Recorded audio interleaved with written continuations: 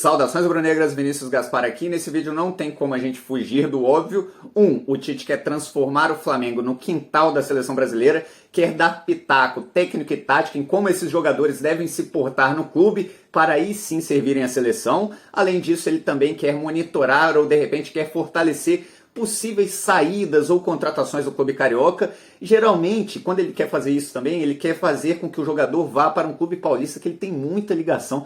Talvez vocês possam imaginar aí algum clube que o Tite tenha ligação, de repente seja envolvido também na política do clube. Bom, é sobre isso que a gente vai falar no vídeo de agora, mas antes deixa eu mandar um abraço, aquele salve para toda a galera do grupo Isso Aqui é Flamengo de São José de Ubá, no Rio de Janeiro, em especial pro Robson, que está direto com a gente aqui, fortalecendo o canal, deixando os comentários, deixando os likes dele. Aliás, se você é rubro-negro, gosta desse tipo de conteúdo, já deixa aqui o seu like, se inscreve no canal, aciona o sininho para receber em primeira mão os conteúdos que a gente traz por aqui. Se você também participa de algum grupo do Flamengo, você tem um grupo de amigos aí, você está numa cidade distante, que muita gente torce pro Flamengo, pede aqui, só deixar aqui nos comentários que eu mando um salve aí para vocês no próximo vídeo.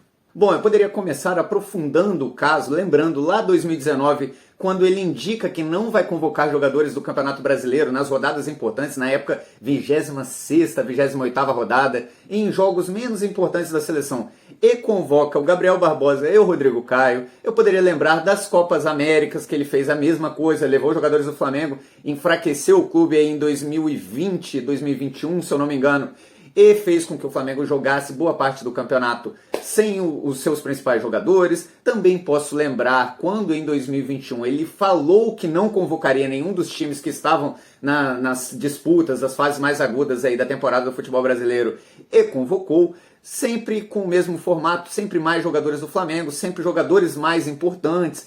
Quando a CBF não alterou os calendários, também posso lembrar quando ele, que é parte sim importantíssima da CBF, permitiu com que a convocação da Seleção Olímpica Brasileira saísse com o nome do Pedro, apesar do Flamengo já ter comunicado a entidade dizendo que não ia liberar o jogador, numa clara tentativa deliberada de colocar o jogador contra o clube carioca. Mas agora aconteceram duas coisas que eu considero até mais abjetas do que essa. Primeiro, o Everton Ribeiro se reapresentou dizendo querer conversar com Paulo Souza sobre o posicionamento dele no campo, e a base dessa conversa, Everton Ribeiro, que já jogou pela esquerda, ninguém aqui está falando que concorda ou não com a ideia do Paulo Souza. Veja bem, eu entendo que todo rubro-negro, alguns achem, beleza, como eu acho que o Everton Ribeiro pode sim jogar pela esquerda, outros acham que não, respeito todas as opiniões. Entretanto, o Everton Ribeiro chegar no clube carioca e ir debater com o treinador sobre isso, porque ele ouviu de alguém da seleção brasileira que seria melhor para ele estar do lado direito para aí sim ele ter uma possibilidade de Copa do Mundo, significa uma interferência clara da CBF na formação tática e técnica do Flamengo. O clube não deve aceitar isso. O clube deve chegar no Paulo Souza e dar respaldo para ele na frente do Everton Ribeiro e falar: olha, o Everton, seguinte, staff do Everton, quem quiser, seguinte, meu camarada, se você quiser, você vai jogar na posição que o Paulo Souza acha melhor para você, você vai dar o máximo lá. Se ele não quiser que você jogue do lado esquerdo e também não quiser que jogue do lado direito, você que fique no banco, e a nossa prioridade aqui é o desempenho do Flamengo.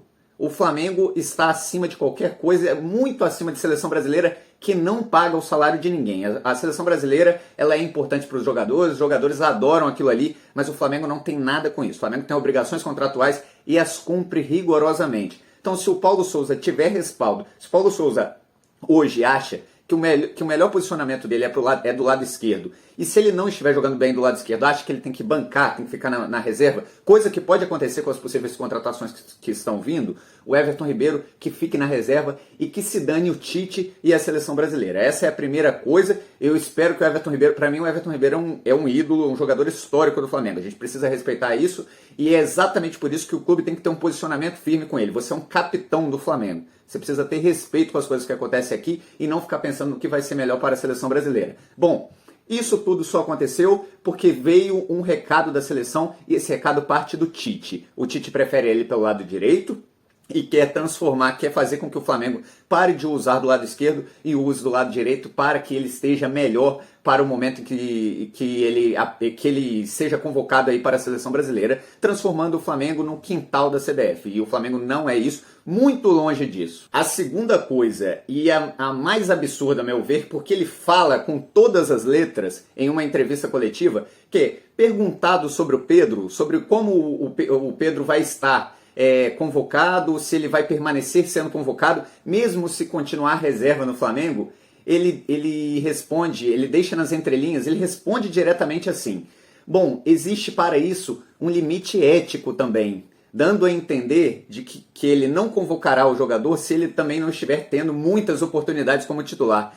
Engraçado, e aí o repórter tenta perguntar mais para ele, entender que tipo de limite ético é esse. É o que? Limite ético com os outros jogadores, que foram os concorrentes dele, se forem titulares em outro lugar, eles serão convocados e o Pedro não? Ou é limite ético com o Flamengo? É o que? Aí o repórter pergunta isso. Se ele considerasse limite ético a questão de convocar dois jogadores da mesma posição do Flamengo, desfalcando o clube, ele falaria na hora: o limite ético é o seguinte, o Flamengo paga o salário desses jogadores e não pode ficar sem os dois ao mesmo tempo. Talvez eu tenha que revezar nas convocações, mas na hora da convocação eu convoco o que eu acho melhor. Ele poderia ter falado isso diretamente, não seria problema nenhum, ninguém ia se espantar. Só que ele prefere se calar. E por que ele faz isso? Porque ele dá a entender ao Pedro que o limite ético é: se você não for titular do Flamengo ou titular de qualquer outra equipe, você não vai ser convocado para a seleção brasileira. É a segunda vez que a CBF age assim, e ela age exatamente no momento em que a imprensa, coincidentemente, começa a falar absurdamente sobre o assunto,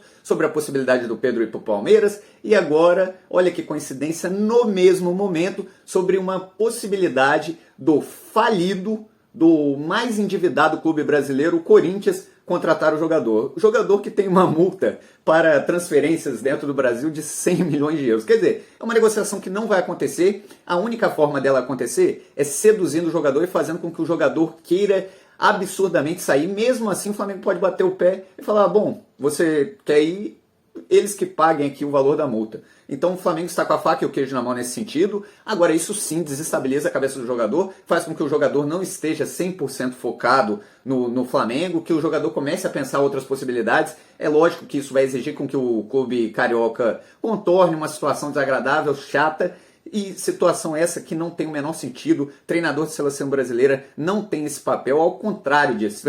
Treinador de seleção brasileira tem que estar à margem dessas picuinhas de clube, tem que estar à margem de negociações internas e muito mais do que isso. Tem que tratar todos os clubes com a maior isonomia possível, isonomia que a gente não enxerga desde que o Tite assumiu a seleção e que a gente vê muitas vezes a mídia acobertar, deixar com que isso aconteça. Até hoje eu quero saber, Tite, quais limites éticos você não quer romper com o Pedro? É o quê? O Pedro só vai ser convocado se ele sair, se ele for para o Palmeiras? Ou ele só vai ser convocado se ele estiver no Corinthians, clube que você tem um passado, uma ligação absurda?